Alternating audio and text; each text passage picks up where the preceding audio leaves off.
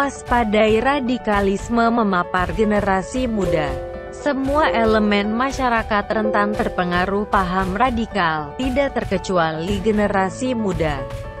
Penyebaran paham anti-Pancasila tersebut rentan menimbulkan konflik dengan masyarakat lainnya, bahkan memicu seseorang untuk melakukan kekerasan hingga aksi teror.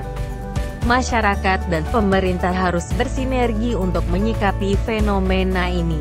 Anak muda atau generasi milenial termasuk salah satu golongan yang rentan terpapar radikalisme termasuk ekstremisme dan terorisme.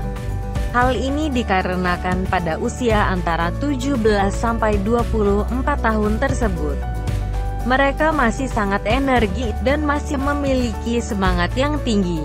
Selain itu, mereka juga relatif belum memiliki tanggungan keluarga.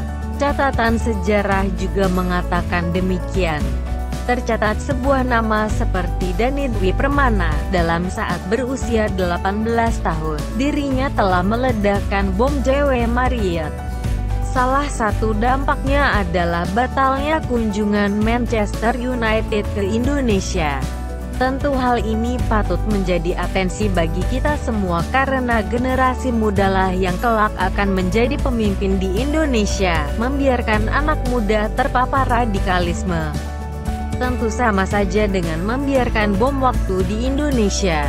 Saat ini generasi milenial rentan terpapar paham radikal karena kebanyakan dari mereka adalah pengakses sosial media. Hal ini tentu saja menjadi katalis generasi tinggi yang terpapar radikalisme. Diprediksi penyebaran radikalisme akan meningkat melalui jagat maya. Perkiraan ini dapat ditelaah dari meningkatnya durasi generasi milenial dalam bersosial media dengan laporan intelijen bahwa kasus radikalisme bermula dari media sosial. Dengan kata lain, di Indonesia, durasi bersosial media berbanding lurus dengan tingkat radikalisme pada generasi milenial. Center for the Prevention of Radicalization 2018 menyebutkan bahwa dalam proses radikalisasi, orang mengadopsi sistem kepercayaan yang ekstrim termasuk keinginan untuk menggunakan, mendukung dan memfasilitasi kejahatan dengan tujuan untuk mempromosikan ideologi, proyek politik atau perubahan sosial. Dalam kajian lainnya, seorang pengamat Timur Tengah sekaligus guru besar hubungan internasional di Universitas Pajajaran, Dinaye Sulaiman menilai bahwa ketidakskeptisan dan ketidakcerdasan masyarakat dalam menanggapi konten di media sosial bisa berbuah radikalisme. Menurutnya, banyak warga negara Indonesia yang terframing oleh media sosial dan emosinya juga mudah tersulut. Parahnya pasca terpapar terkait hoaks di Suriah, mereka mengumpulkan uang untuk berangkat jihad. Namun sebenarnya mereka tidak sedang berjihad melainkan hanya menjadi korban.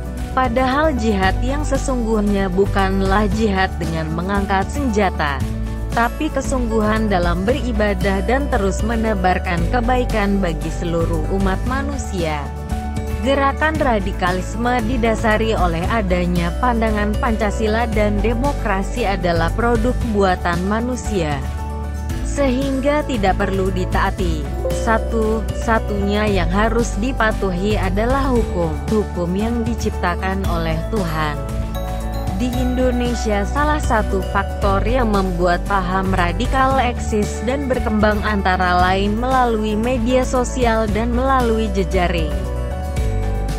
Buku Sejarah Nusantara telah mencatatkan sejarah kelam yang terjadi, konflik di berbagai wilayah yang mengatasnamakan suku dan agama, seperti konflik antara Islam dan Kristen di Poso.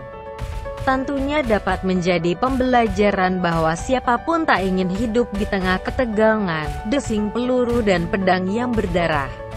Radikalisme tentu bukanlah salah satu ciri orang beragama. Agama apapun tentu mengajarkan cinta kasih dan perdamaian, bukan perang, kebencian atau pembunuhan sesama manusia hanya karena menurut dirinya mereka yang tidak sepaham adalah sesat dan kafir yang harus dibantai. Jika dibiarkan, radikalisme akan menjadi wabah di Indonesia dan dapat berdampak pada ketidakstabilan keamanan nasional serta rusaknya rasa persatuan di Indonesia. Dalam menangani kasus ini, tentu tidak serta-merta hanya menjadi peran pemerintah dalam membumi hanguskan radikalisme di Indonesia, melainkan peran dari lingkup keluarga juga diperlukan untuk memberikan edukasi yang baik terhadap anak-anaknya. Radikalisme tentu dapat dicegah dari lingkup terkecil. Literasi media sosial juga perlu digalakkan agar pengguna gawai baik tua ataupun muda tidak serta-merta menelan informasi secara mentah-mentah. Memang pemerintah juga sudah berusaha untuk membendung arus radikalisme dengan program deradikalisasi melalui media sosial, walaupun diakui masih ada kebocoran sehingga tidak semua situs penyebar paham radikal dapat di-take down oleh pemerintah.